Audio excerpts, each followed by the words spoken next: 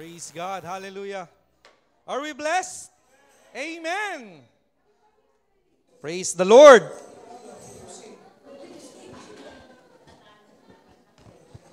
Amen. Wow.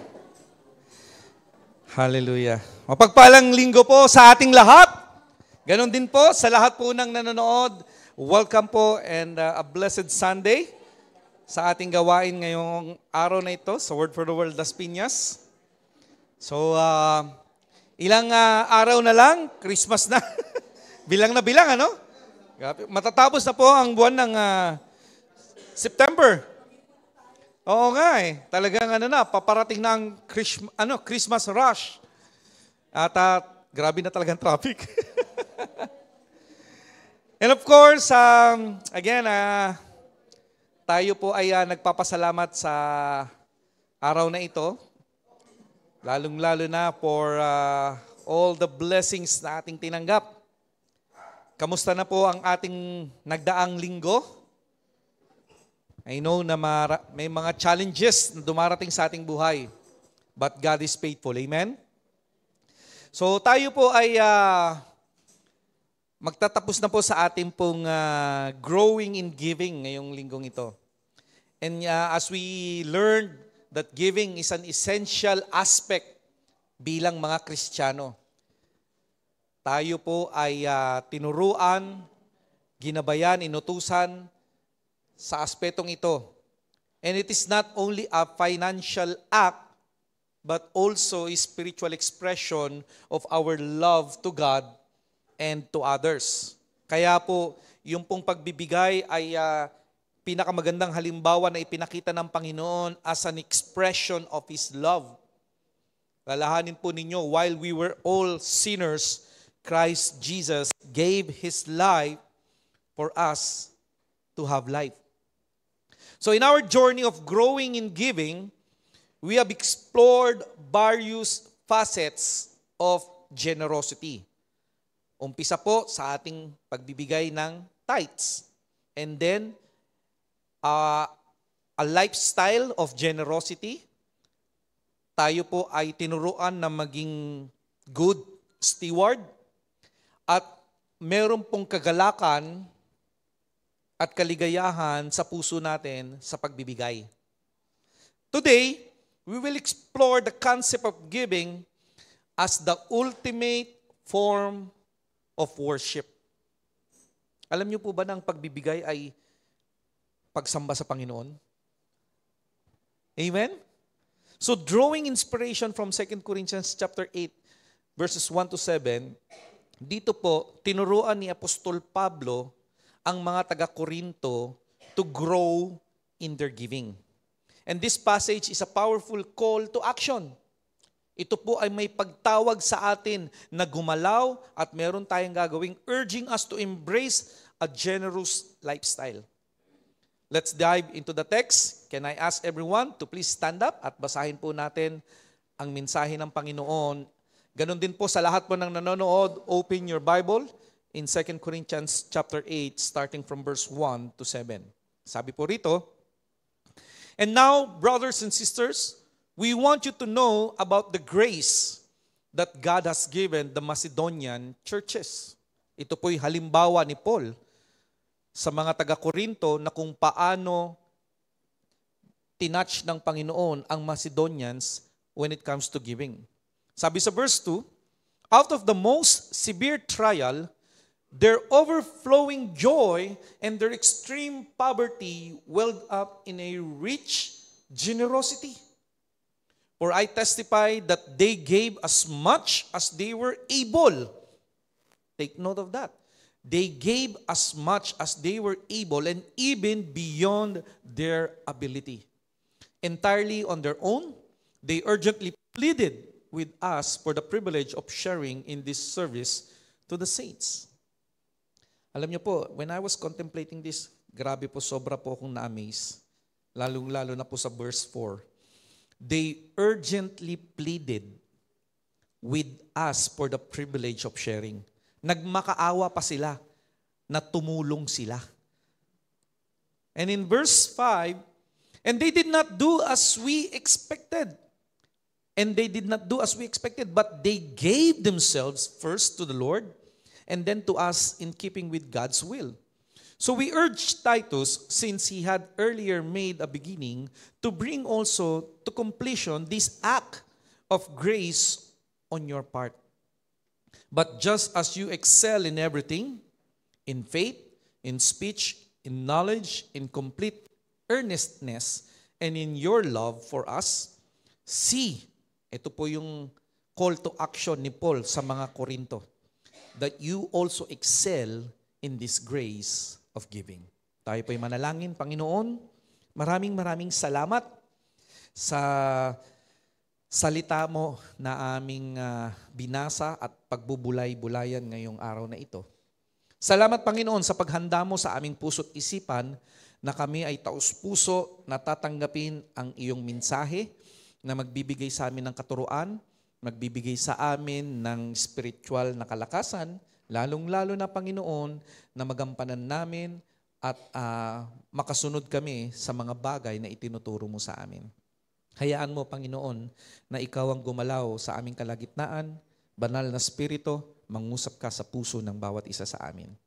At ikaw lamang, Panginoong Hesus, ang aming may taas sa araw na ito. Thank you so much, O Lord. We love you and we honor you. In Jesus' name we pray. Amen. Sige po, makakaupo na po tayo. So pinamagatan ko po ang mensaheng ito, Giving the Ultimate Worship. Alam niyo po, Apostle Paul begins by highlighting the example of the Macedonian church. Verse 1 pa lang po, sinabi niya na po, na katulad ng mga taga-Macedonians, despite their poverty, take note sa kabila ng kanilang kahirapan, sa kabila ng mga pagsubok na kanilang pinagdadaanan, they demonstrated a generous spirit. Wow. So, ibig sabihin nun, this is what God is instilling in our life. It is a spirit of generosity. Na kung saan, they gave beyond their capacity. Grabe po yun. Kung ating pong pagninilay-nilayan ngayon yun, parang sobrang hirap yatang gawin yun that you will give beyond your means. But because of the Spirit, they were able to. And as I was researching, ang mga taga-Macedonians, hindi nangailangan. Hindi sila nagkulang, pero mahirap sila. Parang ang hirap intindihin, ano? Pero could you imagine, yung heart nila na nakikiusap pa sila. And we will learn this message, how they were able to do this, and that Paul is calling the Corinthians to action, that despite of their excellence in other things, they are rich, sabi nila, di ba? In their faith, in their knowledge, magaling sila. Magaling sila sa ministry, magaling sila sa kanilang ginagawa, magaling sila sa kanilang faith. Pero meron silang lacking. So dito po, hayaan po ninyo na mangusap ang banal na spirito sa bawat isa sa atin. Because the Macedonians, their giving was not motivated by obligation. Listen to this. It is not because you are obliged to give because it is commanded by God. Though we have to because it is compulsory. Kaya nga command Di ba? But by a sincere desire to support the ministry of the Lord. So dito po, tinuturo po sa atin, in verses 1 to 2, God is teaching us that giving is an act of grace, kagandahang loob. So Paul begins by highlighting the grace that God has given to the Macedonian churches. Despite their severe trials and extreme poverty, punong-puno sila ng kagalakan. Isipin po ninyo, meron silang joy sa puso nila at nag-overflow ito into rich generosity. Kailangan po meron pong magtutulak Dapat meron tayong drive. Bakit mo ginagawa yung ginagawa mo? And sila, andoon yung joy sa puso nila na kahit na wala sila, nagbibigay pa. You know what? It drew me back and reminded me of our church now 10 years ago. Alam niyo po, during that time when I was assigned here, this was our church before. Oh, payat days pa po yan. Kaya po makikita nyo. Kaya makikita, tumingin kayo sa paligid ninyo. Ayan, mga payat days pa yan. Di ba? Imagine, ito yung ano eh. Listen to this. During that time, grabe po, a humble beginning. Electric pan lang po. Kaya nga po literal, pag nag-preach po ako, parang pakiramdam ko, singit lang ang walang pawis. Lahat po talaga po sumasama. Pero ngayon, ang sarap po ng privilege na ibinigay sa atin ng Panginoon.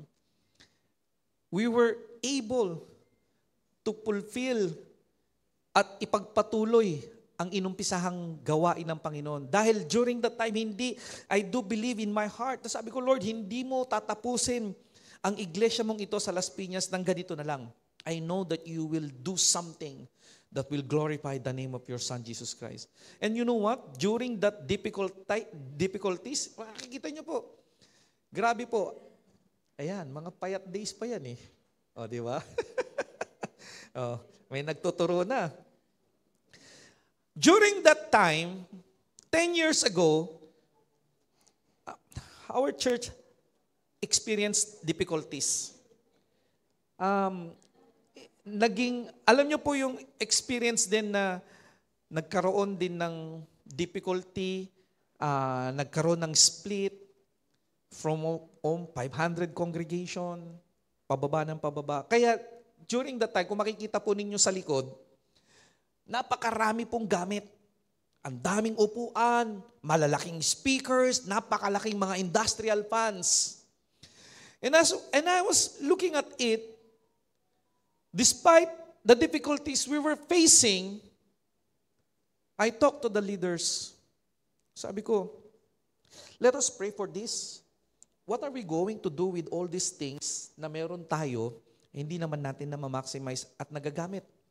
Baka dumating yung time dahil hindi na siya nagagamit, lumutong siya, masira. Why not? Why not? Let us give this to other outreach churches. Despite the difficulties we experience. And I remember, correct me if I'm wrong, Sister Opel,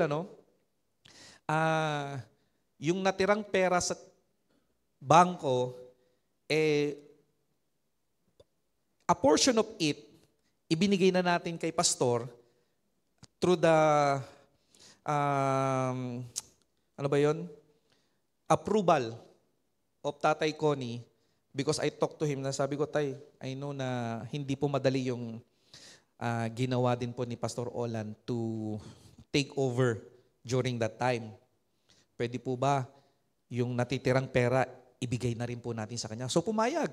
Kaya ang alam ko, natitira na lang yata nun, maintaining balance ang tinira natin, no, Sister Opel, para lang hindi magsara yung bangko. But you know what?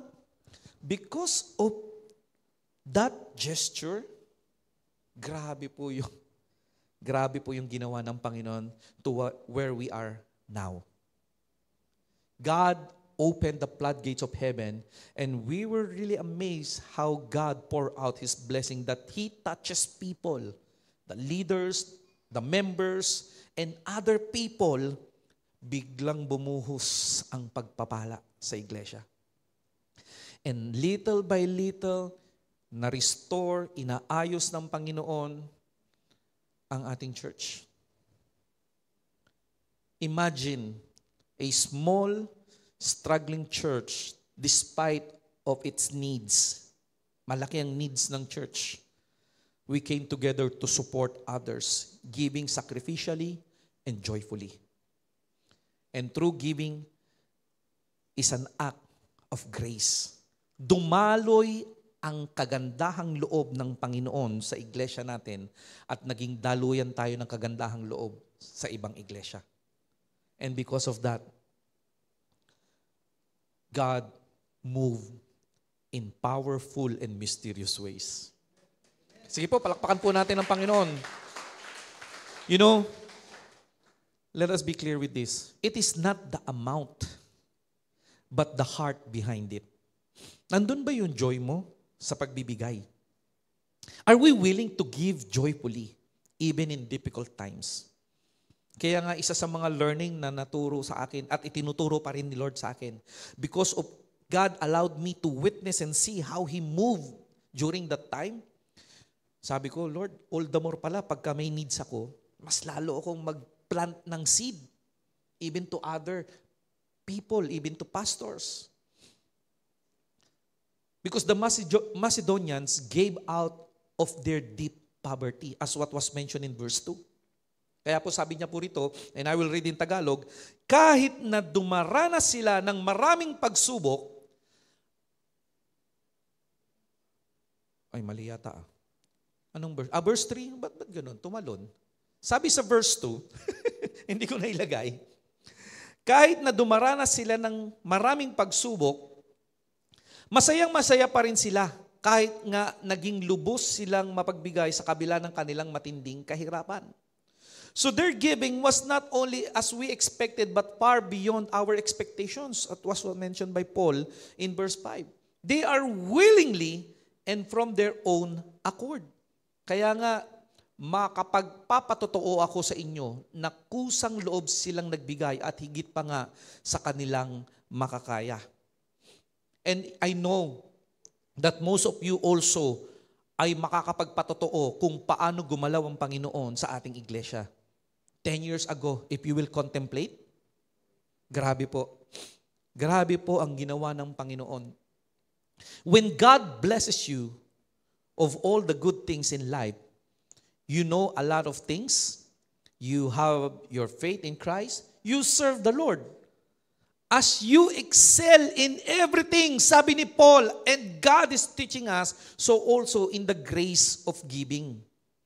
Kaya nga po sabi niya sa verse 7, kayong mga nasa Korinto ay nangunguna sa lahat ng bagay.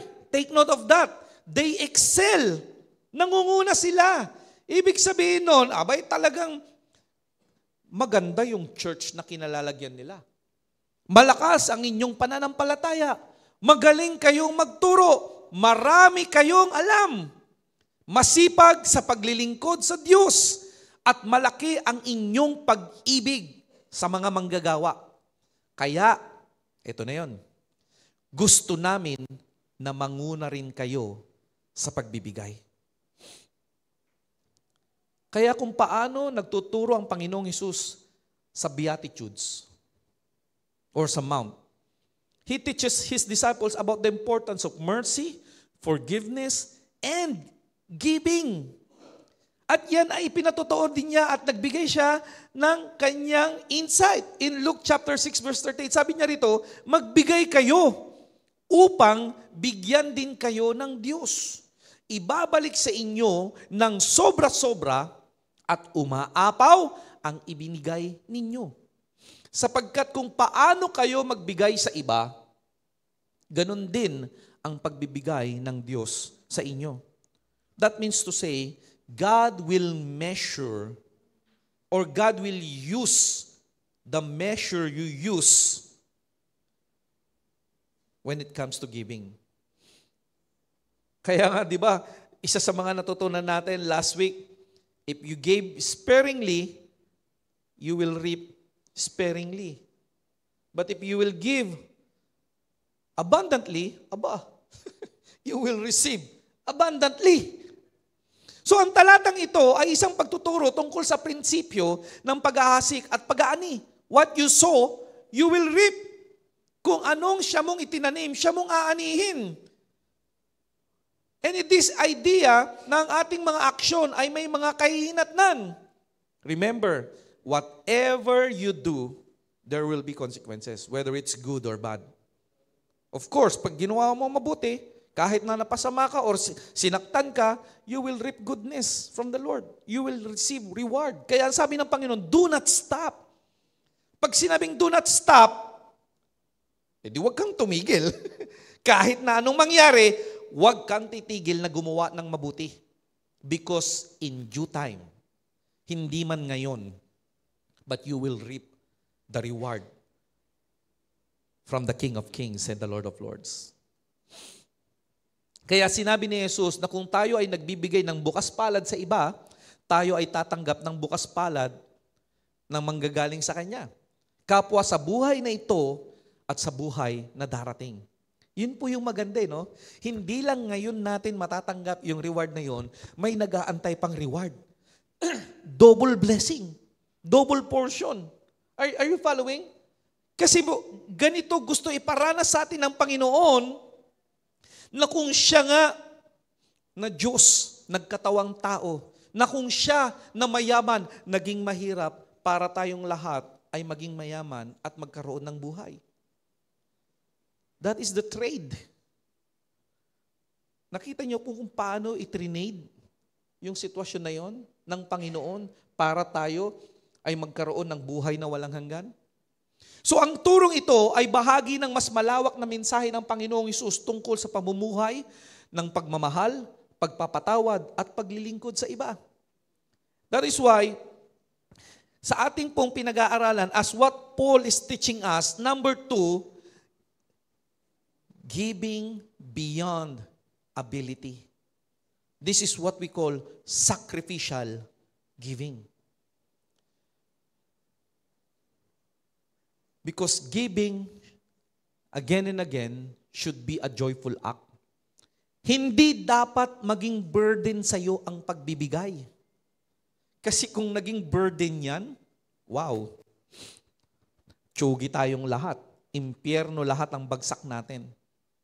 While we were all sinners, Christ Jesus gave His life for all of us. It was not a burden for Him. Despite the fact na alam niya yung hirap na dadanasan niya, kaya yung panalangin niya sa Mount Gethsemane, grabe po yung anguish niya doon. Kaya kung paano pinadala ng Panginoon ng mga anghel para bigyan siya ng lakas, sipin po ninyo sa tindi ng anguish, sa tindi ng pressure na kanyang nararanasan, ang patak ng pawis niya, dugo ang lumabas. Tindi po ng pressure na yon. Para palabasin mo ang dugo sa pawis, hindi po birong stress yun. Matindi yun. Pero dahil may purpose ang Panginoon, dahil sa pagmamahal niya sa ating lahat, He bear it all. That He even pleaded, Lord, if you can take this cup away from me. But Lord, mas mataas yung purpose kung bakit ko ito gagawin. Kaya ang sabi niya, not my will, but your will be done. Isipin po ninyo yun. Buhay ang ibinibigay. Ang nire-require lang sa atin ng Panginoon, magkaroon tayo ng cheerful giving heart. Hindi niya but of course, siyempre, kaya nga, grabe po yung yung paano tayo tinuturuan ng Panginoon.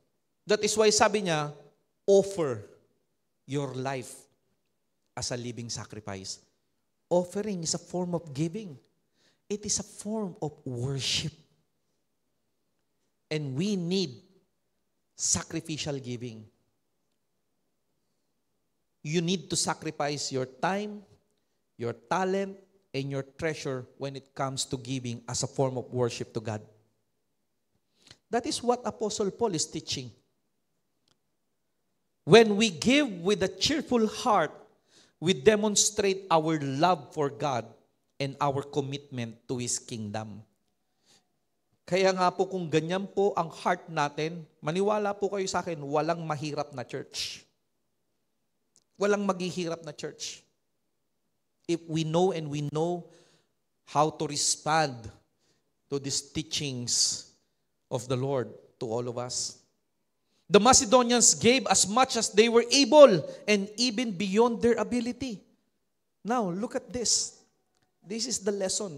They saw, nakita nila na ang pagbibigay ay pribileyo to show their love to God. It is a privilege and they were able to open the secret. It is a way of worship and they even pleaded. Could you imagine that? Sabi ko, alam niyo po, mamaya meron akong share sa inyo na testimony Because last Thursday, we went to our outreach church in Lipa. At dahil nga nagkaroon ng problema, so meron nang nahanap na lugar. Alam niyo po yung nakikipag-usap kami doon sa nanindigan na manatili sa Word for the World. Habang, actually, pagdating po namin doon, nakita namin ni Brother Joel, uy, sabi niya, may mga grapes na paninda doon sa bakante, sa kalye. Nag-usap kami, bili tayo mamaya pag pauwi na tayo. O, sige. Kaso, ang dami namin nakita nagtitinda. Sabi ko, sino kaya dito yung totoo?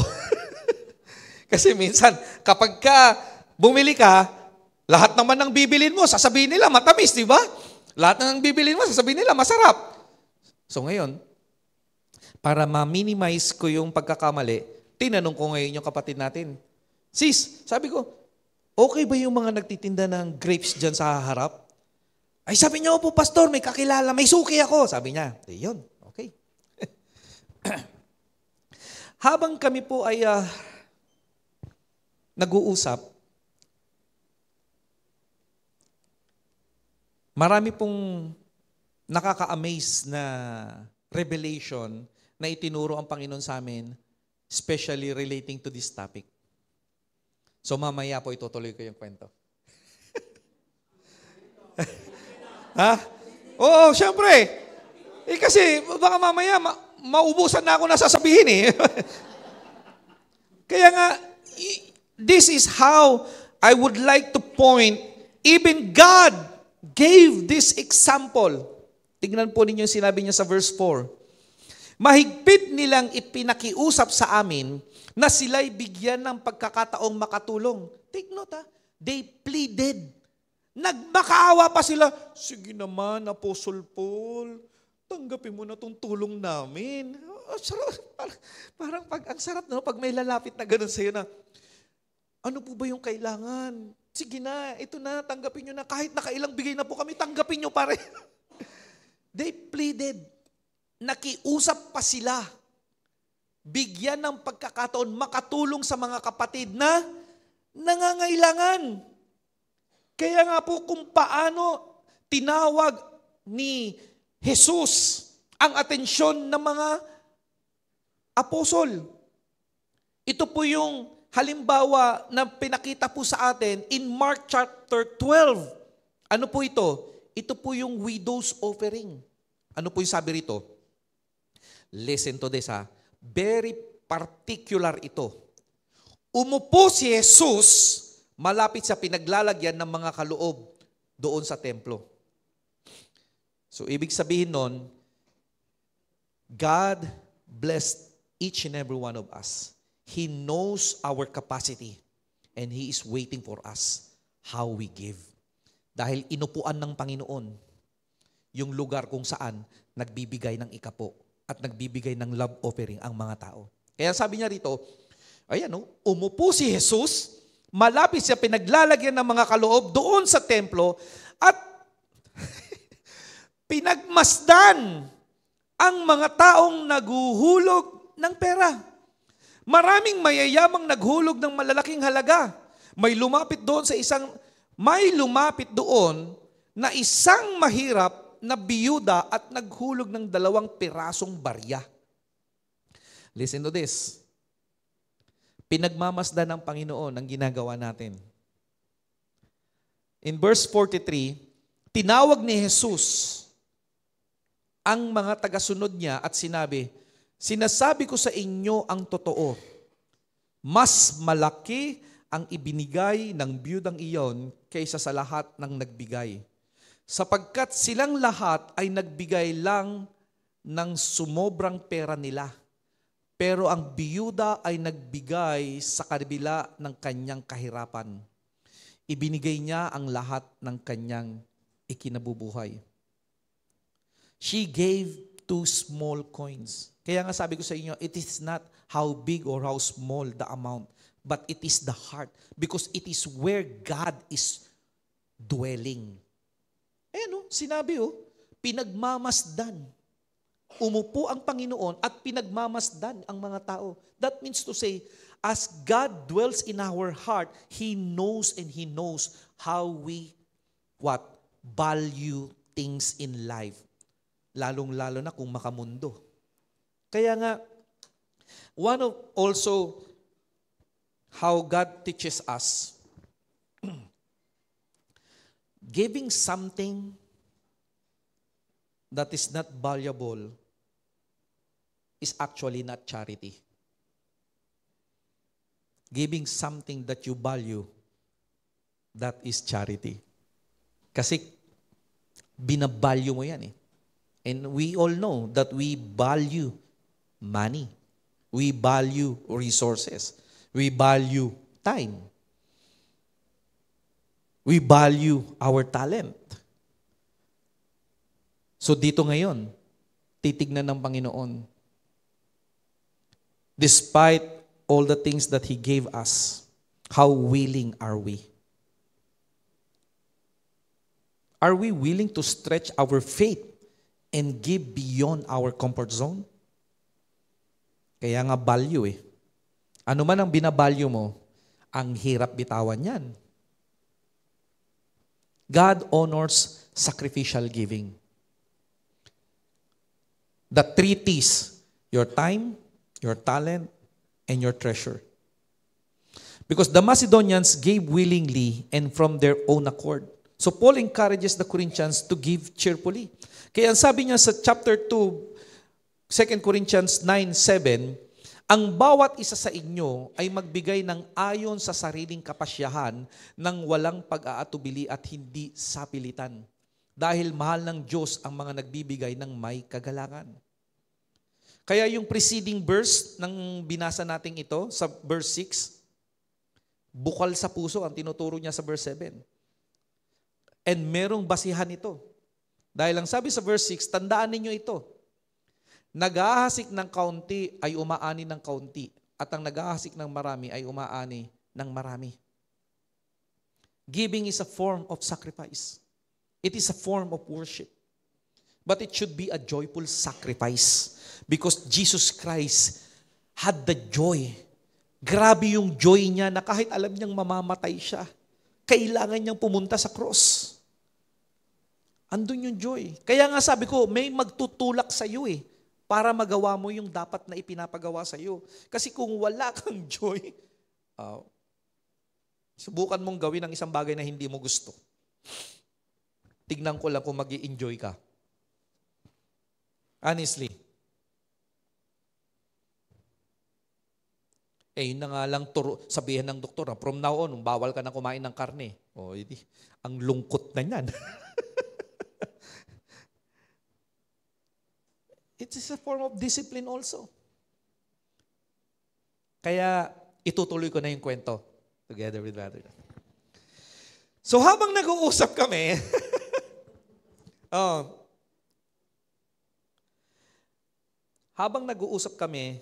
pinuntahan namin yung location. So kinunan ko ng picture at nireport ko sa national office. And they were so delighted and really happy dahil kapag nalaman ulit ng ating mga kapatid na merong gawain sa Word for the World, Lipa, I do believe na ang mga tao will go back. Kaya po babalik kami this Tuesday. So habang inimbitahan kami na sabi niya, merienda po muna tayo, Pastor. Sige po, tara. May nadaan na kaming sabi ng mga taga-Ateneo, McDonald's. McDonald's. May nadaanan kami. Kain po muna tayo dito, Pastor. Sabi ko sa loob-loob ko, sis, sabi ko, wag muna yan. Ano bang gusto niyo, Pastor? Nandito kami sa Batangas. Alay, lomi. Siyempre. Di ba? So, ito yung catch. While we were eating, the person asked me, Pastor, meron po akong ginawa eh. I don't know kung tama o mali. Ano po yan, sis? Kasi po yung tithes ko po, in advance ko na ng 1 year. Brother John, ha? Ako nagulat din eh. Ha? Paano mo in advance? Naka-PDC na po lahat. Naka-PDC. Pero dahil nga po umalis na sila, iniwan kami. Hanggang ngayong September na lang. Pinatigil niya. Pero alam niyo po, hindi yung dahil sa kung ano yung ginawa. Pero na-amaze ako, ngayon lang din ako nakarinig na in advance ang tithes for 1 year. And Brother Joel can testify to that. Sabi niya, sis, paano mo ginawa yun? Kasi po, malalaman naman po ninyo yan dahil nga po, yung business naman po namin, pagka ilang taon na namin ginagawa, alam mo na kung ano yung talagang pumapasok at lumalabas. Ginagawa ko na po ito para po, hindi na po ako matempt. Part of her discipline as a family. Though ito po, listen to this, yung kanyang asawa is not sold to that kind of giving. Pero alam nyo, grabe po yung na-inculcate sa mga anak dahil yung mga anak ang nag-persuade sa tatay na, Tay, hindi nyo po ba nakikita na tama po yung ginagawa ni nanay, kaya ganun na lang po tayo binibless ni Lord. Ito po yung sinabi kong testimony last week, yung pinuntahan namin ni Brother Tox, na hindi mo mamamalayan na itong pamilyang ito, nakita ni Brother Joel, nung namit namin yung lalaki, naka-short. Parang pambahay lang na damit. Pero milyonaryo. Kaya nung pumasok kami doon sa bahay nila, naimbitahan kami, nagulat kami ni Brother Tox. Dahil mansyon yung bahay. Then, ito na ngayon. So, we were full of joy dahil meron na ulit maitutuloy ang gawain. At pagpunta namin sa Tuesday, i-close na namin yung nakitang lugar. So, nung pauwi na kami, eto na. Yung plano namin ni Brother Joel, inunahan na kami. At hindi lang grapes. 2 klase ng itsura ng grapes at meron pang ibang itsura ng prutas. Ano nga ba yan? Yung maraming balahibo na kulay red. Ayun! Rambutan. Oo. At sabi nung nagbigay, Pastor, yan po yung isa sa pinakamagandang variety. Bakit? Yan yung tuklapin. Sabi ko, bakit? Ano ba mga variety niyan? Kasi 2 po yan, merong supsupin at tuklapin. Alam nyo, ngayon ko lang din po kasi hindi ko naman alam yun eh. Dahil alam ko pagka kinakain mo lang yan. Kaya pala yung supsupin na sinasabi nila, ito yung hindi mo matanggal yung laman sa buto. Yung tuklapin pala, yun yung natatanggal mo sa buto. Grabe po, no? Pero grabe po ito po yun yung point doon eh, yung gesture. Never naman namin inintensyon ni Brother Joel na magparinig. Kasi ang plano namin, bumili. Dahil hindi pa namin nakakausap ng tao, yun na yung plano namin. Hindi naman po siguro masama magtanong. Pero yun po yung, gesture of the heart. Kaya grabe po yung ipinakita sa amin ng Panginoon kung paano kasarap na magbigay. But you know what? The same thing with the Macedonians, sila po yung nagmamakaawa na makatulong kahit hirap sila financially. How did they able to do that? Because that is the question eh. Kaya nga sabi ko sa inyo, kung atin pong itong gagawin, hindi ganun kadali. Pero merong silang ginawa kung bakit nagagawa nila ito. Ano po yun? Number 3, they gave first their lives to the Lord. The Macedonians gave themselves first to the Lord and then to others. Their generosity flowed from their commitment to God. Ito po yung totoong commitment. Na pag binigay mo ang buhay mo sa Panginoon, everything follows. Are you following? Everything follows. Posible talaga na kapag in-offer mo ang buhay mo sa Panginoon, hindi magbabago ang buhay mo. Hindi ako naniniwala na hindi magbabago ang buhay mo pag binigay mo na ang buhay mo sa Panginoon. Total surrender. Full commitment It is a strong connection between giving and worshiping God.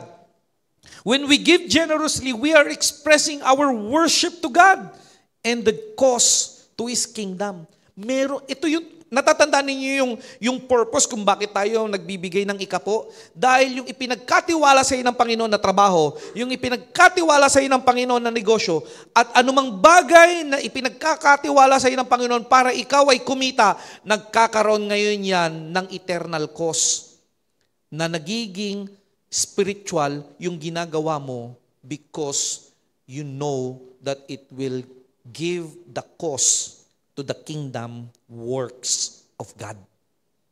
Kaya may purpose kung bakit ka kumikita. At inaalaw ni Lord na kumita ka. Dahil gagamitin din niya yung bagay na yan for the glory and expansion of His kingdom. Kaya ngayon, very significant yung ginagawa natin kung paano tayo binigyan ng Panginoon ng capacity to think para makapag-produce tayo dahil yan ay gagamitin ng Panginoon na tayo ay daluyan.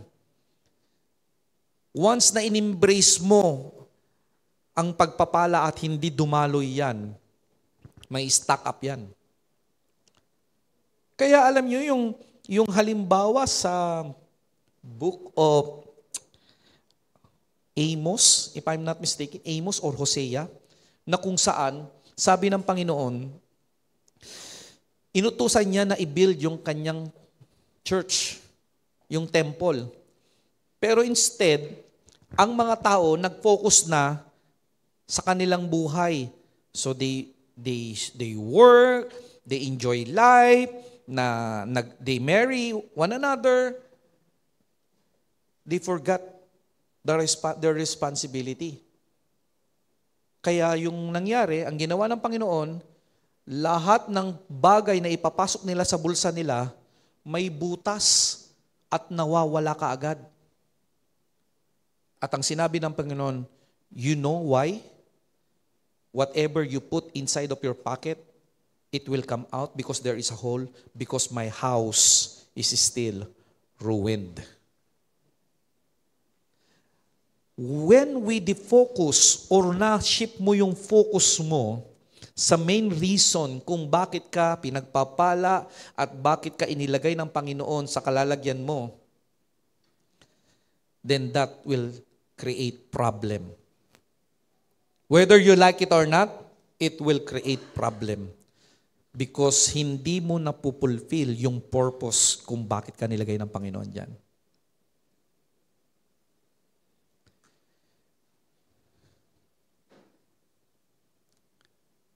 Their generosity flowed from their commitment.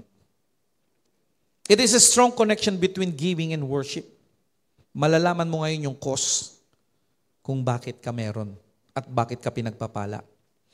Kaya kung titignan ninyo, ang isang magsasaka, kapag nagtanim ng binhi, may kalakip na pananampalataya because trusting God for the harvest. Kaya nga yung iba, nung unang panahon pa, di ba? Meron silang tinatawag na mga ritual kasi they do not know God yet. But in their heart, they know that there is a supreme being who created yung mga bagay na nakikita nila. Kaya they worship sun, they worship the moon, they worship kung ano-ano yung wino-worship nila. Lalong-lalo na, meron pa yung wino-worship para magkaroon ng magandang harvest. And it will draw us, if we understand, going back to God. Na kung paano dapat tayo nagtitiwala dahil lahat ng bagay, kala mo, kaya mong kontrolin, but you cannot. No matter how you prepared everything, no matter how you planned everything, apart from the Lord, you will see malapit sa failure. Kadalasan failure. As if you spend a lot of your time, your talent, and everything, pagdating sa dulo, it went to waste. Kaya nga, ganun na lang kapag ka itinanim mo, andun yung trust natin kay Lord na ma-re-reap mo yung binhi na tinanim mo. So our giving should be an act of worship rooted in our relationship with God. Kaya nga ito yung sinasabi ko sa inyo, na yung bagay na meron tayo, our time, our talents, and our treasure, it is a form of seed.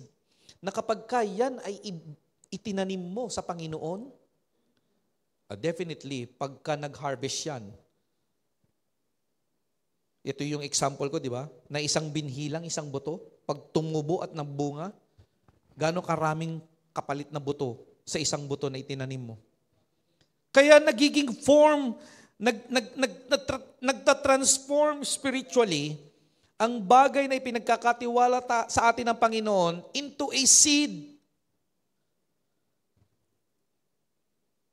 And God demonstrated us a lot of examples that He even mentioned illogical things, should I say. It is illogical in human perspective, but to God, everything is logical.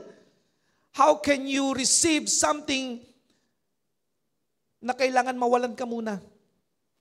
Kailangan magbigay ka muna daw, sabi sa Bible, para makatanggap ka. That is illogical in human perspective. Mawawalan ka niyan sa iisipin mo. Lalong-lalo na kung natitirang pera mo at inutusan ka ni Lord, ibigay mo yan.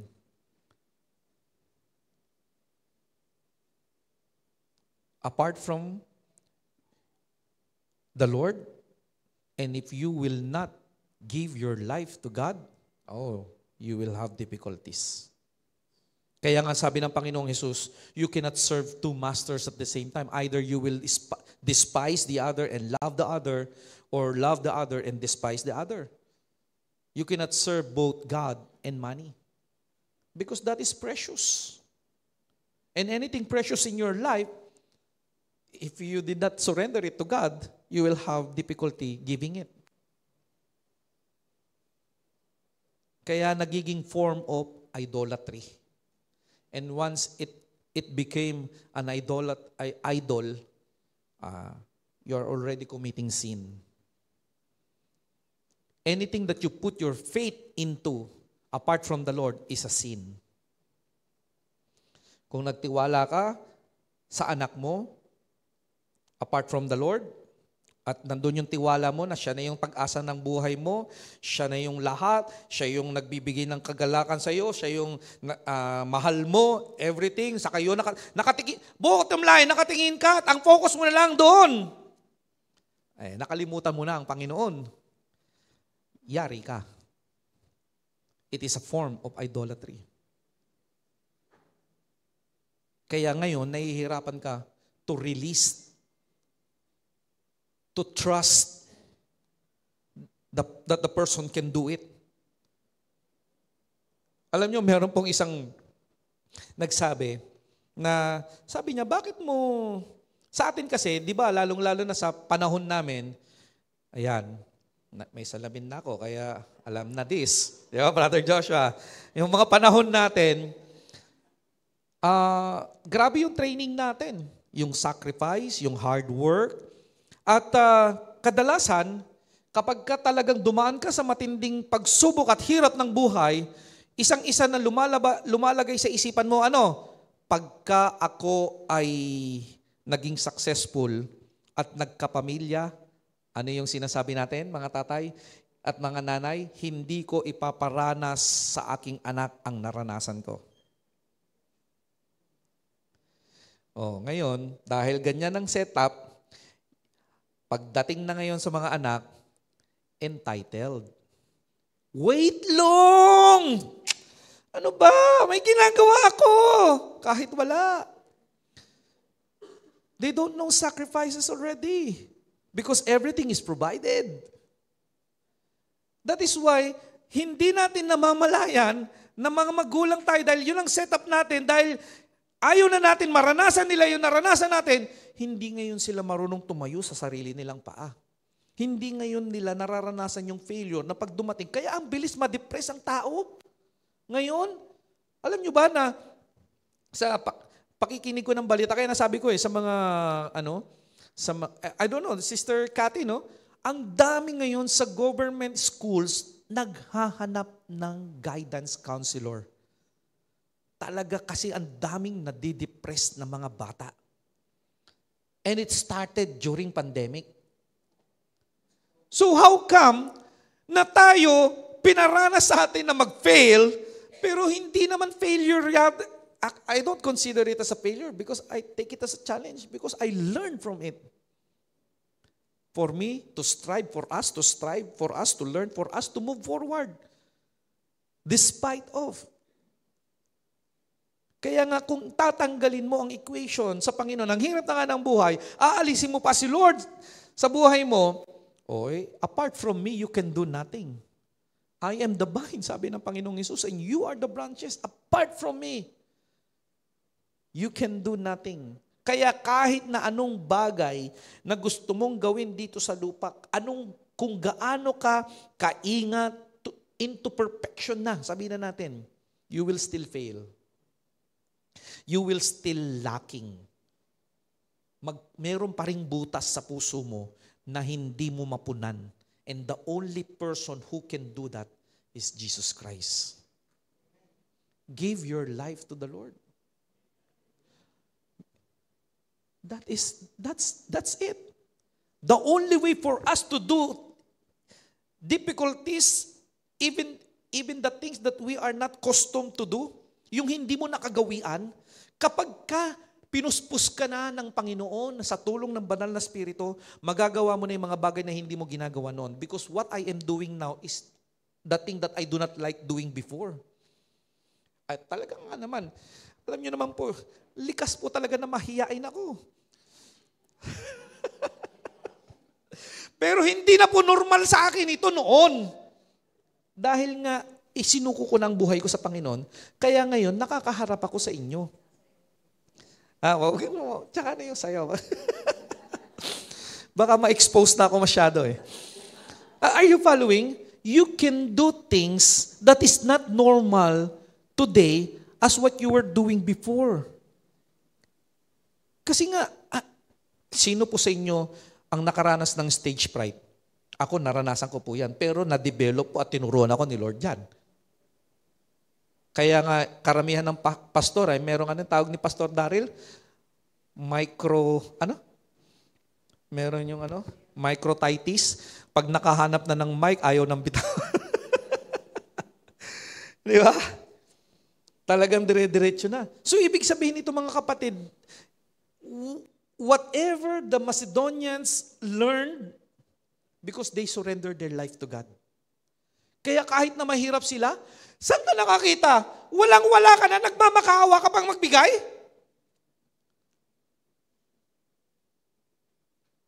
Yan nga tayo tinitignan ni Lord. Kasi yun ang kinomen niya doon sa mahirap na byuda. She gave everything beyond her capacity. She gave, ano nyo kung ano sinabi ng Panginoong Hesus? She gave her life. Grabe po yan mga kapatid. Kaya po sabi po sa John chapter 12, I tell you the truth, unless a kernel of wheat falls to the ground and dies, it remains only a single seed. But if it dies, it produces many seeds. So ito pong verse na ito ang ipinakita sa atin ng Panginoon about giving. Kailangan talagang mamatay ang Panginoong Hesus para tayo ay magbunga. This verse mentioned by Jesus is emphasizing the necessity of His sacrificial death for the salvation of humanity. And in this parable, Jesus compares Himself to a grain of wheat that must die in order to bear much fruit. Amen? Kaya nga from the time that Jesus Christ died and rose 3 days after, tumigil ba ang Christianity? Kahit na maraming tao ang nagko-condemn sa pangalang Jesus.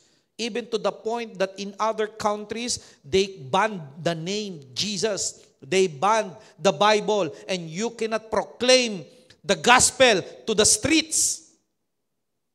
Kaya sabi ng Panginoon, people will hate you because of me. But take heart, I have overcome all of it. Praise be to God. So kailangan niyang ibigay ang buhay niya para tayo ay lumapit at ang mga taong lalapit sa Kanya ay magkakaroon ng buhay na walang hanggan. Buhay na kasiya-siya in abundance. That is why I came for you to have life and have it to the full. In abundance. Alam niyo po, kahit na ang tao walang pera, pero kung may kapayapaan sa puso, naku, maniwala kayo, hindi kayang bayaran ng pera yan. Yung masarap matulog sa gabi kahit na marami kang pagsubok na alam mo, paggising mo ng umaga, may pagsubok pa rin, marami pa rin, yung pa rin problema mo, yun pa rin.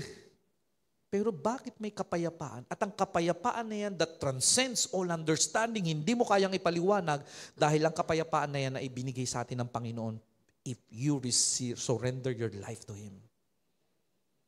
And kaya nga, di ba, kadalasan sa atin, kapag walang kapayapaan ng puso mo tapos magdidesisyon ka, sablay ka. You will, that is what I call emotionally driven. Kapag emotionally driven ka na, wala kang kapayapaan sa puso, maniwala kayo, sasabihin mo, tsaka yung gagawin mo, tsaka yung desisyon na bibitawan mo, sablay yan.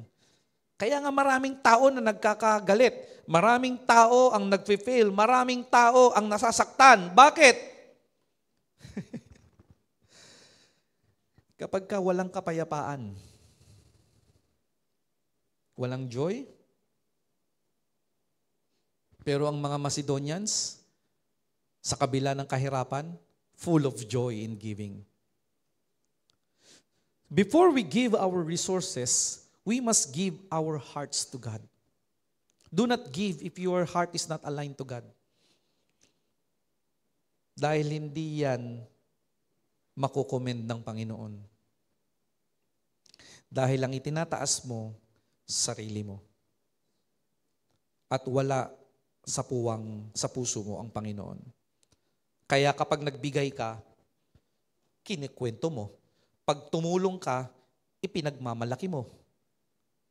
Kapag may ginawa ka, inilalathala mo sa lahat. Ang sabi ng Panginoon, if you give to your left hand, do not let the right hand know. Huwag mo nang ipaalam because your Father who is in secret place knows, and God is the one who will bless us. Ngayon, ano ba ang blessing ng Panginoon? Gaano ba kalaki ang Panginoon sa buhay mo? Well, it depends on your perspective. Depende sa tao kung gaano kalaki ang Panginoon. Kapag ka ikaw ay nasa ibaba, nasa lupa, at nakita mo ang eroplano nasa himpapawid at mataas ang kanyang kinalalagyan, gaano kalaki ang eroplano? Maliit. Pero pag pumunta ka sa airport at nakapark ang eroplano, gaano kalaki ang eroplano? Napakalaki. So ngayon, nababase ngayon ang laki ng Panginoon sa buhay mo sa kalapitan ng pakikipagrelasyon mo. Kaya malayo ang Panginoon. Whether bato-bato sa langit, God bless you. It's your relationship that matters. You can do what God tells you to do depending on how close you are to Him. That is trust, that is faith. Kaya kailangan ng Panginoon na mamatay para tayo magkaroon ng buhay. Because you will have difficulty releasing something that is valuable to you. Especially treasure. Especially time and even your talent.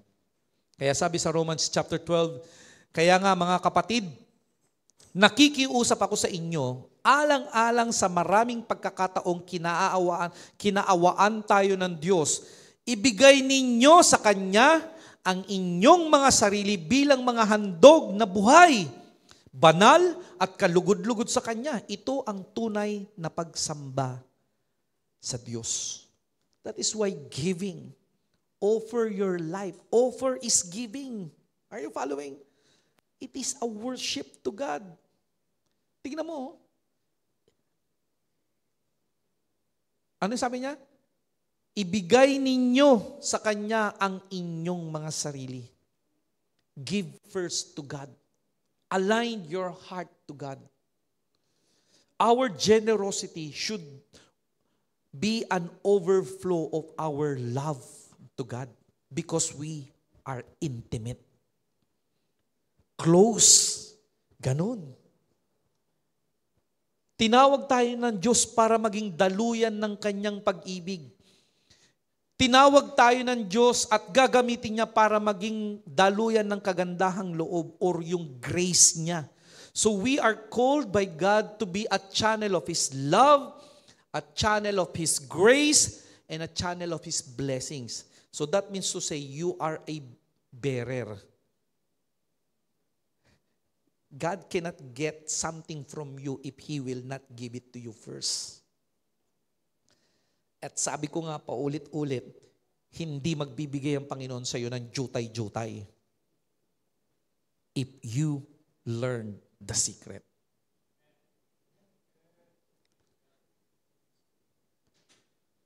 Tinawag tayo. Kaya sabi sa unang Pedro, we are a chosen generation. But you are a chosen race, a royal priesthood, a holy nation, a people for His own possession, that you may proclaim the excellencies of Him who called you out of darkness into His marvelous light. And number 4, our giving is the ultimate worship. Then it should encourage men to excel in giving. Kaya sabi po sa verse 6 to 7, Paul urges the Corinthians to complete. Nag-i-excel na sila sa maraming bagay. Sa isang bagay na lang sila hindi nag-i-excel at doon niya gustong mag-excel sila para maging complete yung act of grace they have begun and to excel in the grace of giving. Just as they excel in other areas of their faith. Di ba magaling na sila magturo, magaling sila sa pananampalataya nila, maganda yung kanilang, magaling sila sa pagsaserve sa Panginoon. Pero pagdating sa pagbibigay, yun yung call to action. Kaya nga sabi niya sa 6 and 7, so we urge Titus, just as he had earlier made a beginning, to bring also to what? To completion. This act of grace on your part. But since you excel in everything, in faith, in speech, in knowledge, in complete earnestness, and in the love we have kindness in you, see, tignan nyo, that you also excel in this grace of giving. Kasi kung ang mga athletes, di ba, si Yulo, si Kaloy Yulo, grabe yung training na pinagdaanan niya. Sa lahat ng facets ng kanyang katawan, kailangan meron siyang yung coach, yung trainer. Ano bang tawag doon? Yung therapist ba yun? Ha? Yung babae? Di ba? Ano bang tawag doon? Fitness coach? Ha? O basta yun. Kapag ang ginagawa niya, pinapanood niya, sige nga, mag-tumbling ka nga. Tapos tinitignan niya kung saan part mahina yung katawan ni Carlos at doon siya pinapalakas. Alam niyo ba na yan ang itinuturo ni Paul? Malakas ka na sa faith mo. Malakas ka na sa pagsaserve mo. Malakas ka na sa kaalaman mo. Pero dito mahina ka. Palakasin natin to. Kaya ngayon, di ba? Dahil doon sa ginawa nung trainer na yon, yung babae, wow, double gold. Instant millionaire. That is the key. Tingnan nyo. Kaya kung re-reviewin natin ang buhay natin, let us strive to grow. Kung saan pa tayo tinatawag ng Panginoon na lumakas. Continually seeking ways to bless others and advance God's kingdom. And I will close with this verse. Sabi po sa Proverbs 11:25. A generous person will what? Hallelujah. Whoever refreshes others will be refreshed. Alam niyo kung anong ibig sabihin nun? Anong bagay ang ibinigay mo, mapapalitan niya ng mas marami. Whoever refreshes others will be refreshed. Sowing and reaping. And a generous person will definitely prosper. A person, listen to this, brothers and sisters. A person can be genuinely faithful without being financially generous. And conversely, a generous person might not have a deep-rooted faith.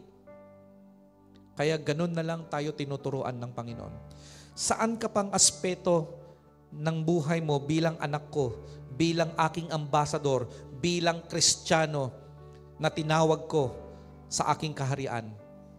Ano yung kailangan mong palakasin? So can I ask everyone to please stand up? You see, brothers and sisters, when we grow in our giving, it also gives us spiritual benefits. Anong benefits natin? Kapag natutunan mo yung aspetong ito na itinuturo sa atin ng Panginoon. Number one, it deepens your relationship with God. Because giving can bring you closer to God as you recognize His provision and express gratitude. Dito mo matututunan ang pagpapakumbaba. Dito mo matututunan na kung paano ka pinagpapala at kung ano yung bagay na meron ka, natututunan mo ngayon i-acknowledge na, Lord, everything is from you. Teach me how to become a good steward. Saan ko gagamitin ang mga bagay na ibinigay mo sa akin? Ang time, ang talent, ang treasure. Saan, Lord? Ano pa yung aspeto na kailangan kong palakasin, Lord? This deepens your relationship with God. This is the benefit when you learn to give generously. You will grow in giving. Number two, it cultivates a grateful heart. Kung paano merong joy ang mga taga-Macedonians na kahit na sila ay walang-wala, nagmamakawa pa sila na tumulong. Generosity helps you focus on the blessings you have received and foster a sense that everything God allowed you to have, and you will now be a vessel of His blessing to others. Ang sarap na bumabalik ang glory sa Panginoon kapag ka naging daluyan ka ng pagpapala. Because the person who received that blessing will return the glory to God. At ang sasabi ng Bible, thanks be to God. Number three, you will experience joy and fulfillment. Meron kang satisfaction as you see the positive impact of your actions. You will now become a catalyst. May pagbabagong mangyayari, lalong-lalo na kung paano mo inalaw ang buhay mo na maging daluyan ng pagpapala sa gawain ng Panginoon. Because many people will be touched and come to know who Jesus Christ is in their lives and receive the same blessing as we are receiving now. Grabe po yun. And number four, it will develop a compassionate and empathy to others. Na hindi ka makukontento dahil alam mo yung kapatid mo, yung kapwa mo, yung ating pong yung sitwasyon na nararanasan ng ating kapwa. Hindi ka mapapakali na hindi ka tumulong. Kung ano man yung bagay na maitutulong mo, it is not all about money. Ibigay mo lang yung time sa kanya na makinig ka sa kanyang sitwasyon, na ma-ease out ang burden, ma-ease out ang pain sa kanyang puso. Napakalaking bagay na po yun. Kahit na mga bata, kahit na wala pa kayong trabaho, you can give a lot of things that you have that God already gave you. Even your talent. What else? You will now understand that you have a purpose. Sabi mo sa katabi mo, you have a purpose. May purpose tayo. At napakasarap if you know your purpose and you are living to your purpose. Ibig sabihin nun, nagagampanan mo ang ipinapagawa sa iyo ng Panginoon. Praise be to God. And believe me, kapatid, lahat ng bagay na kakailanganin mo, ipoprovide ng Panginoon because He who began a good works in you will be faithful to complete it until the day of our Lord and Savior Jesus Christ. Hindi niya hahayaan na hindi mo magampanan ng purpose mo dahil meron kang kulang. May pangangailangan ka, ipoprovide yan ng Panginoon. When you embrace vision from the Lord, provision follows. He will strengthen you. He will equip you. He will provide for you. Number 6. Hallelujah. Ito na lang yung byproduct ng pagsunod mo. You will receive abundant blessings from the Lord. Here and to the next life. Kaya sabi ng Panginoon, start earning your riches in heaven. Because whatever we have here is just temporary. Mawawala yan. Hindi mo madadala yan sa kabilang buhay. The Bible often promises blessings to those who are generous. And finally, hallelujah.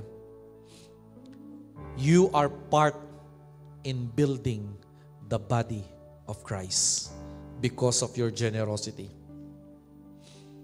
Your generosity can strengthen our relationship with others and foster a sense of community. So while giving is not the sole measure of faith, it is a powerful expression of it. Let us be inspired by the example of the Macedonian churches. Their generosity was a testament to their faith and love for God. And as the Holy Spirit speaks into our hearts, may we also embrace a lifestyle of giving, growing in our generosity and experiencing the joy and blessings that come from a heart that gives freely. And in light of this sermon, sa pagtatapos ng ating serye in growing in giving, I encourage you, brothers and sisters, as we bow down our heads, as we close our eyes, let us evaluate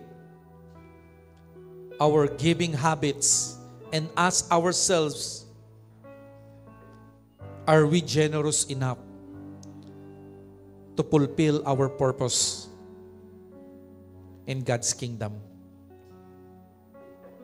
And if you are not giving regularly, consider starting with a small amount and gradually increasing your giving as you are able. You will see God will move in mysterious ways. Look for opportunities to give, not only financially but also with your time and talents. We need ministries. Sa media, nangangailangan sila. Praise and worship, even in tambourine. Teachers sa mga bata. Remember that giving is a form of worship. And it can bring great joy and satisfaction not only to you, but most of all, to the body of Christ and to the Lord. Kaya mga kapatid,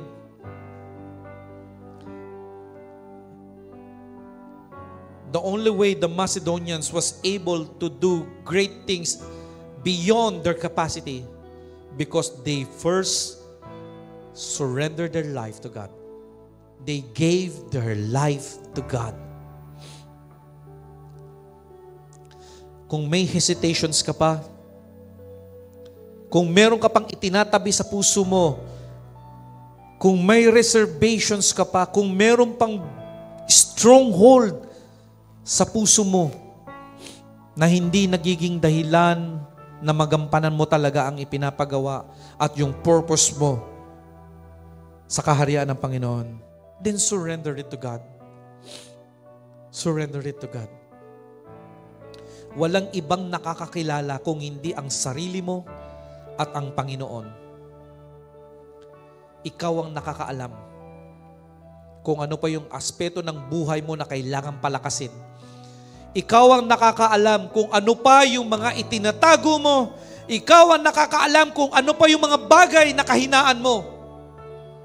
Walang ibang nakakaalam yan. It is you and God alone. This time,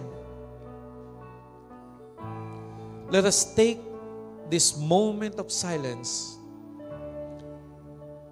and surrender everything to the Lord. Alam mo kung saan ka nagkakasala. Alam mo kung ano yung ugali na kailangan mong isuko sa Panginoon. Alam mo kung ano yung dapat na gagawin. You have to step that faith.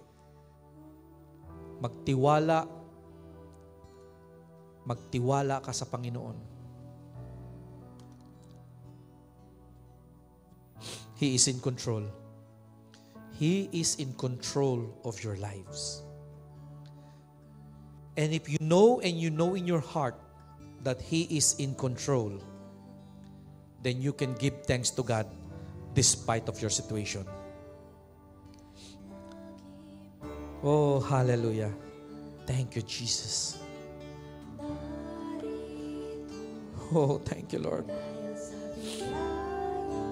Bless you, Jesus.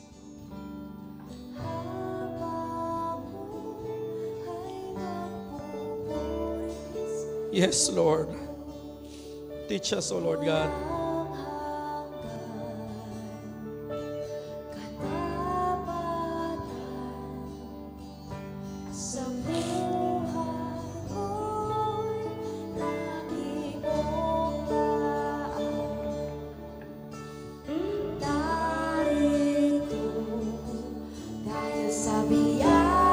Yes, Lord.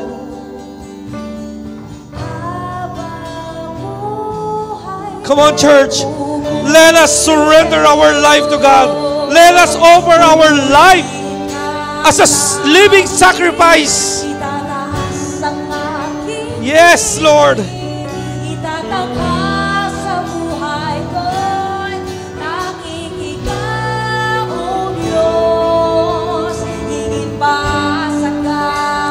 Oh, hallelujah. Ang iyong kaluwalhatian, kadakilan mo'y di mapagpantayan. Yes, Lord. Pupurihin ka sa amin, itataas ang aking tinig, itatangha sa buhay ko'y tanging ikaw.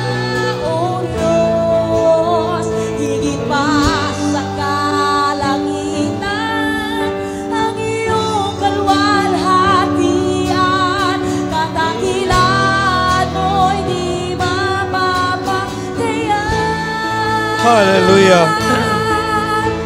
Jesus, sa'yo ang kabuuan. Yes, Lord.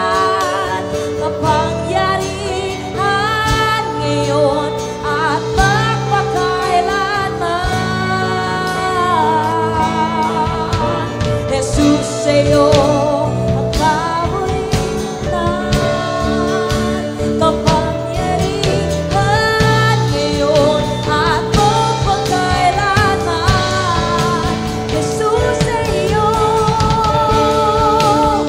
ang kapulitan.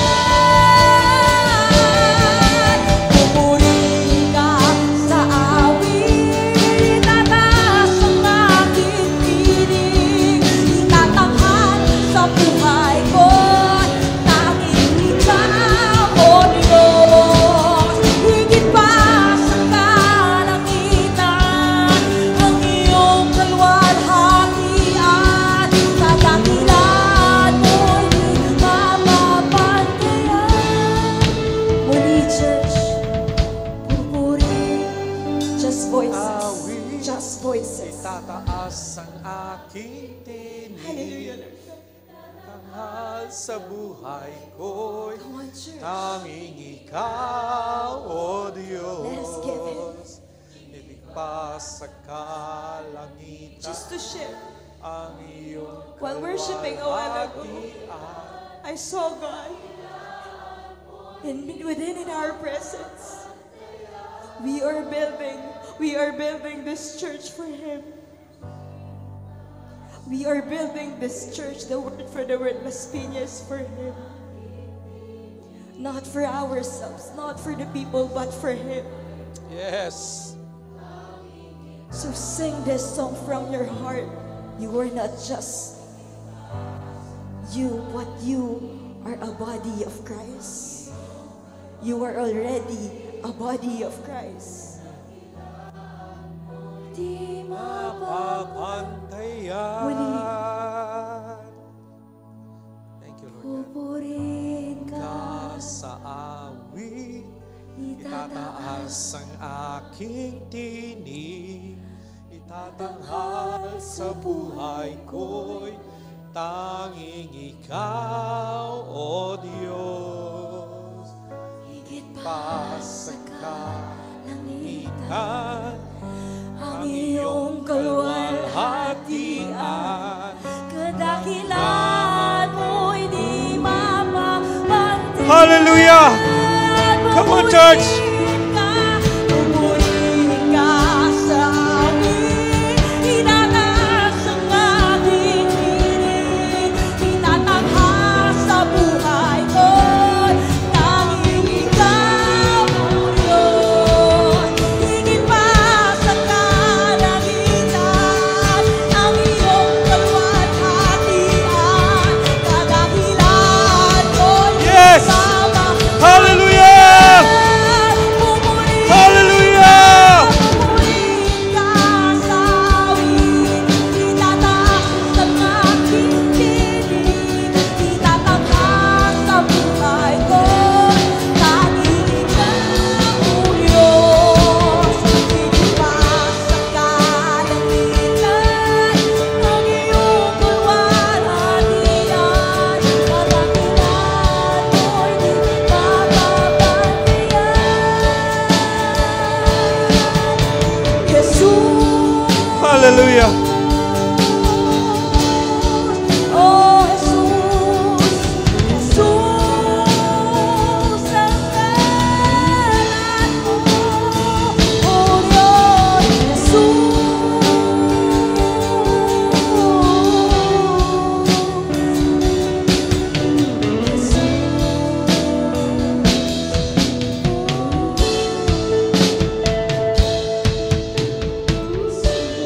Come on, church, can you give the Lord a clap of praise? Let us shout, Hallelujah! Hallelujah! Oh, bless you, Jesus! Thank you, Jesus!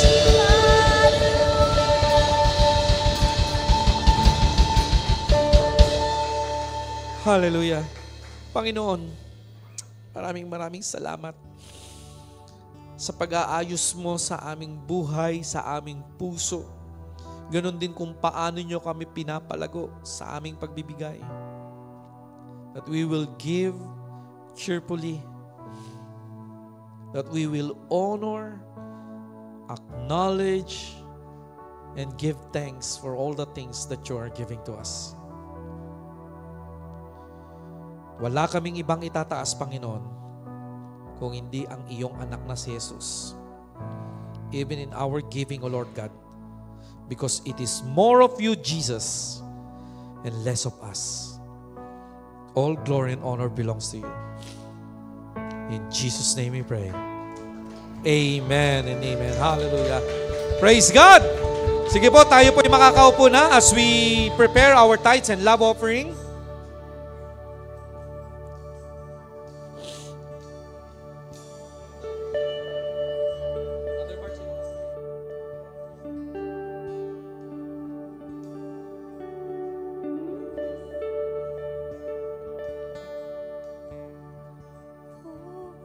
pupurihin ka, O Diyos,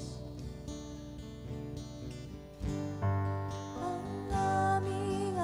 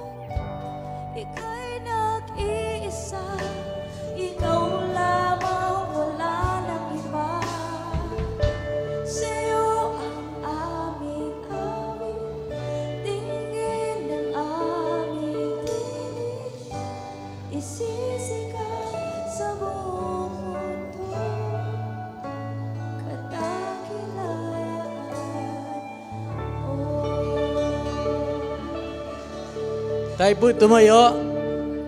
Sabi nga po sa Matthew 23:23, ito po ang sinasabi niya. Sa aba ninyo ng mga eskriba, mga pariseyo, mga pang-ibabaw, sapagkat nagbibigay kayo sa ikapo ng yerbe buena at anis ng komino ng inyong pinababayaang di ginagawa lalong mahalagang bagay ng kautusan na dili iban ang mga katarungan at ibang pagkahabag at ang pananampalataya dapat sana ninyong gawin ang mga ito at huwag pabayaang di gawin ng iba. Father God, we thank you, Panginoon.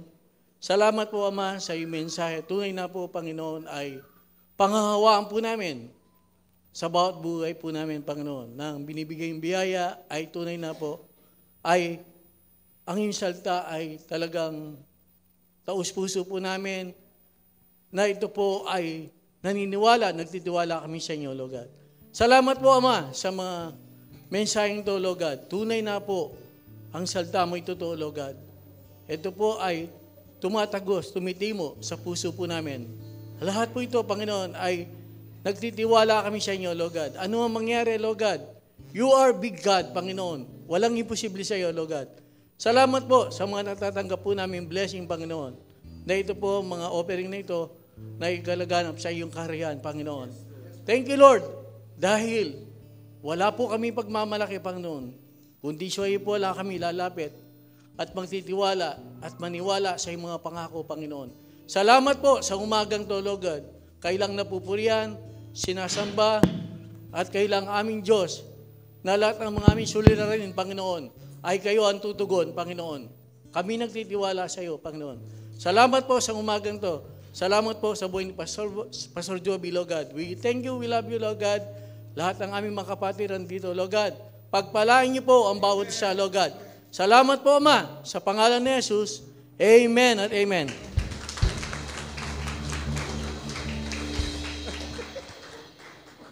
Sige po, upo muna po tayo saglit. Report lang po tayo ng ating month of August. Yan.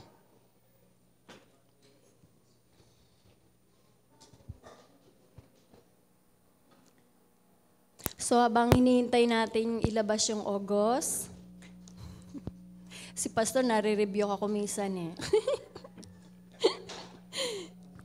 Ayan. Siyempre daw.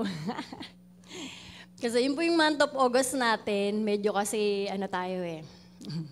Pero pagdating ng September, minsan tatawag kay Pastor, may naka-issue tayong cheque. Sabi niya, alam ko yung balance ng bank book ay medyo ganyan. Sabi ni Pastor, magtiwala ka lang kay Lord, siya ang bahala dyan. Pastor, yun yung nakalagay sa bank book eh.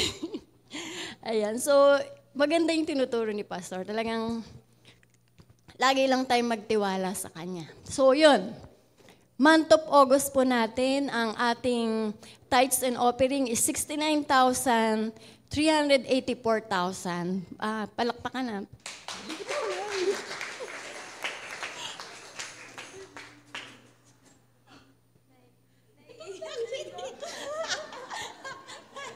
Tears of joy. Thank you.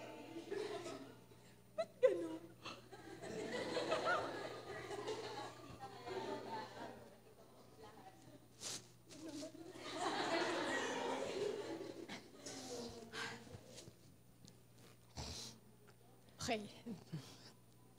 And yung pledges po natin is 18,500.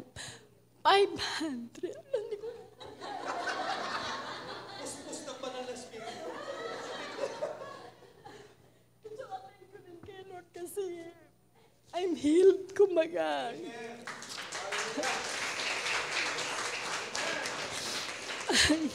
Sobrang, ayan, ba't napunta na dito? Hindi kasi nag-testimony na, no?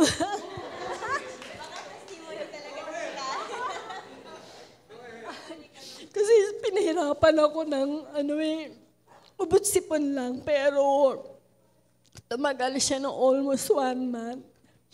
Sabi ko nga, ba't ganun, di ba? Parang ubot-sipon lang, pero pinahirapan yung katawan ko. So, thank God kasi, as in talaga ngayong araw na to, hindi siya ako inubo talaga. So, thank God, nakakatayo pa ako sa harap nyo. Hindi pa ako, hindi pa ako kinukuha ni Lord, di ba? Magkikita pa raw tayo ng matagal-tagal pa, di ba? Yan. So, sige, kaya na. Yun lang pala yung gustong muna. Kumbaga, I thank God talaga. Yun. So, yan po. Yung tithes and offering natin is 69,384. Ang pledges natin is 18,525.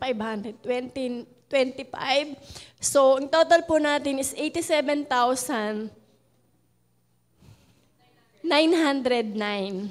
So, yung tithes of tithes po natin, so month of September na po natin nabayaran yon. Love gift po natin kay Pastor is 2,000. So, yung ibang love gift natin kay Pastor, September na rin natin na ibigay. So, yung SSS, PhilHealth, gasoline allowance, tumatakbo pa rin yung sasakyan ni Pastor, kahit wala pa rin tayong naibibigay. Yung housing subsidy, nakatira pa rin sila Pastor doon sa bahay, hindi pa rin sila pinapaalis, kahit wala pa rin. So, yung praise and worship po natin is 4,742. Sound system is 239. So, ang kids ministry po natin is 3,130. Workers meeting natin is 3,194.70. And then, taas po. Ang seminars conference natin is 6,300. Father's Day event is 656. Anniversary event, 320. Workers retreat, 24,684.25. So, ang subtotal po natin is 45,266.87. So, ang administrative expenses po natin, ang loan building po natin is 38,296.80. Praise God, at nababayaran po natin siya monthly. So, kitchen ministry natin is 1,085.25. Electricity po natin is 7,200.72. Communication is 1,706. So, ang mineral water natin is 210. Ang office supply is 545. So, transportation is 188. Ang miscellaneous natin is 1 peso. Adjustment lang po yun. So, meron tayong subtotal na 49,232.77. Ang total natin is 94,499.64. So, ang negative po tayo ng 6,590.64 sa month of August. So, taas po ng konti. So, kung i-add po natin yung beginning balance natin ng last July na 20,815.25, so may ending balance tayo na 14,224.61. So, ang cash in bank natin is 9,172.61. So, ang GCash natin is 52. So, ang petty cash natin is 5,000. So, may total tayong 14,224.61. Yan. So, thank you, Lord. Amen. Praise God.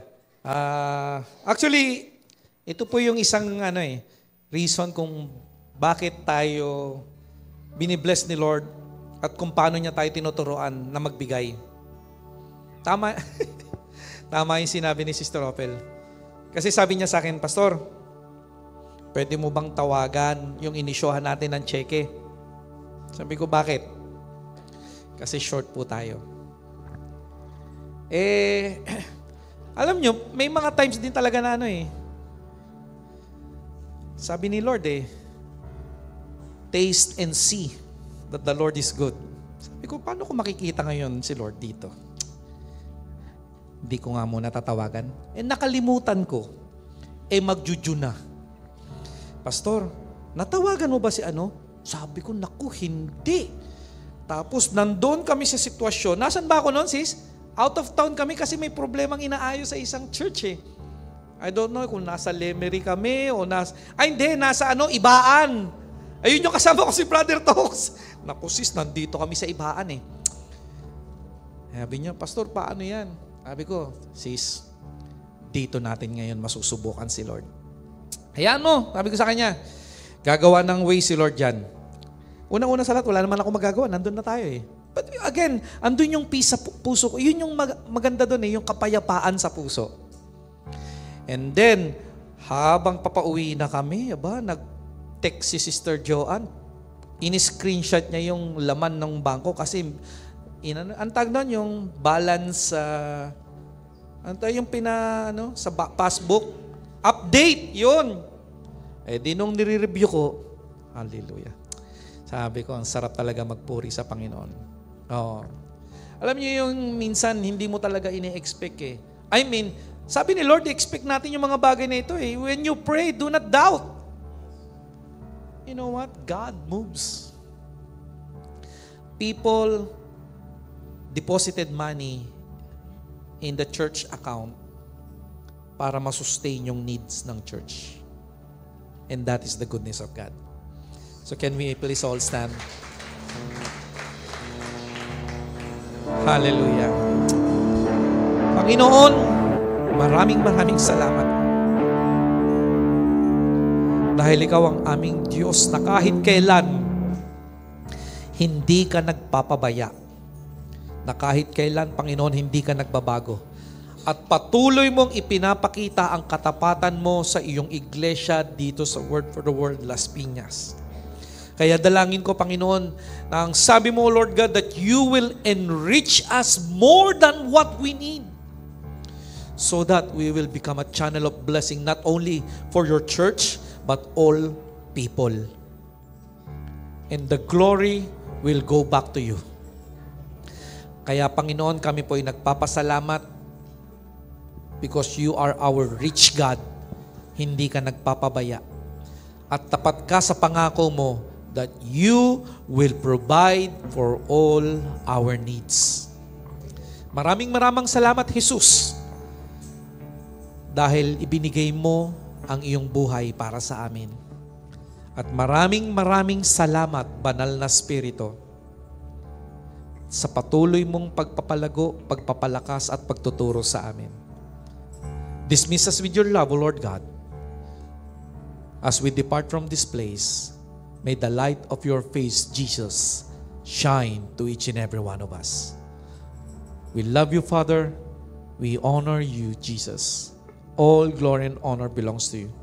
In Jesus' name we pray. Amen and amen. Have a blessed Sunday, everyone. God bless you.